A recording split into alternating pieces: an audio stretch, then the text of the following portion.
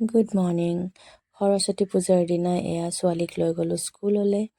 আৰু ৰাতিপুৱা পাণবজাৰৰ পৰিৱেশটো চাওক, একদম নিৰিবিলি। মই বহি আছোঁ এতিয়া কটনৰ আগত, কটন ইউনিভাৰ্চিটি আৰু এয়া নেহেৰু পাৰ্ক। এইখিনিতে এতিয়া দোকান পোহাৰবোৰ লাগিব আৰু মই দুটামান প'জো দি ল'লোঁ দেই, মানুহ নাই যিহেতু। একদম মৰ্ণিং।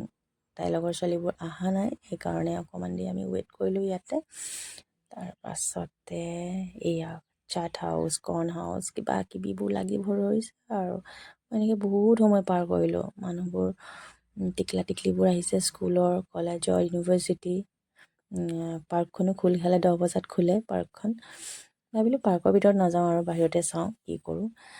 আৰু বহুত টাইম আছে যিহেতু, লাহে লাহে লাহে লাহে কৰি থাকোঁ কিবা কিবি। এই বাদামলা আহিলে মোৰ ছাইডত, ই আনিছে বগৰী বোলে। মই মানে বগৰীৰ কাৰণে ৰৈ আছিলোঁ, বগৰী খাম বোলে। যিহেতু মই 2 প্লেটমান চাট খাইছোঁ এতিয়ালৈকে, পাপৰি চাট, দহি চাট।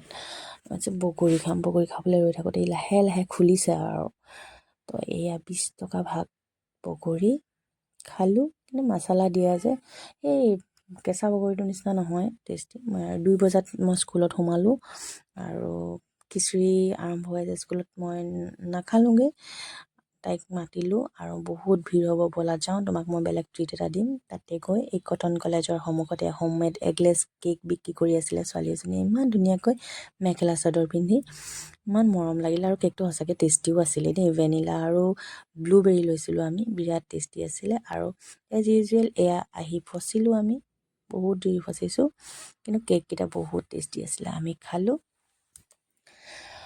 আৰু আহি ঘৰ পামকৈ ঘৰো আহি পালোঁ। আৰু মোৰ মা আছে, সি মায়ে এভাগ শৰাই আগবঢ়াইছিলে, ভোগ বনাইছিলে আৰু মাহ প্ৰসাদ সেয়া কৰিছিলে। তো ওচৰৰ দুটামান ফেমিলিক মই দিও আহিলোঁগৈ।